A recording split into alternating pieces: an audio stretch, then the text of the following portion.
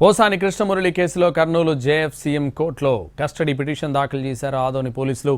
మరోవైపు పోసానికి బెయిల్ ఇవ్వాలని ఆయన లాయర్లు పిటిషన్ దాఖలు చేశారు.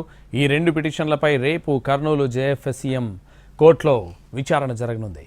15 గంటలుగా కర్నూలు జైల్లో ఉన్నారు పోసాని కృష్ణమురళి. గుంటూరు నుంచి కర్నూలుకు పీటీ వారెంట్పై తీసుకొచ్చి పోసానిని అరెస్ట్ చేసిన పోలీసులు పోసాని కృష్ణమురళికి 14 రోజులు రిమాండ్ విధించింది జేఎఫ్సీఎం కోర్టు.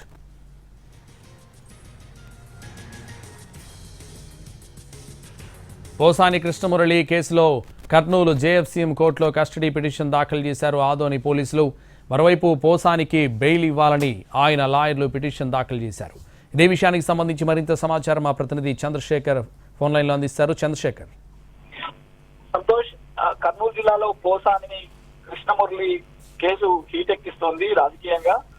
నిన్న రాత్రి పోసాని కృష్ణమురళిని గుంటూరు నుంచి తీసుకొచ్చి 10 గంటల 50 నిమిషాలకి జడ్జి ముందు జేఎఫ్సీఎం కోర్టు జడ్జి ముందు ప్రవేశపెట్టే 2 గంటల సమయంలో రిమాండ్ విధించారు. కర్నూలు జిల్లా జైల్లో ప్రస్తుతం పోసాని ఉన్నారు. అయితే ఇవాళ కీలక పరిణామాలు చోటు చేస్తున్నాయి. పోసాని కృష్ణమురళి న్యాయవాదులు సువర్ణారెడ్డి, రాజేష్ ఇవాళ కర్నూలు జేఎఫ్సీఎం కోర్టులో బెయిల్ పిటిషన్ దాఖలు చేశారు. వాస్తవంగా ఈ కేసు ఆదోని పరిధిలో ఉంటుంది. ఆదోనిలోనే 3 టౌన్ పిఎస్ లో కేసు నమోదైంది.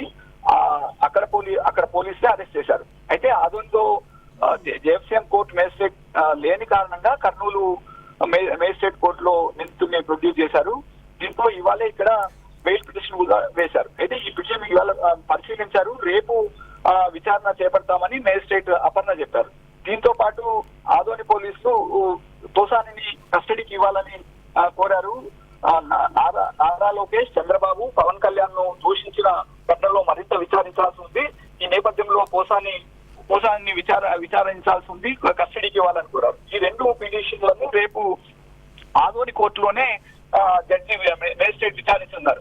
ఎందుకంటే ప్రస్తుతం అక్కడ ఆదోని కోర్టులో మేజిస్ట్రేట్ లేరు, ఇన్ఛార్జ్ గా ఈమె ఉన్నారు. ఈ నేపథ్యంలో మేజిస్ట్రేట్ అక్కడికి వెళ్లి అక్కడే విచారణ చేపడుతున్నారు.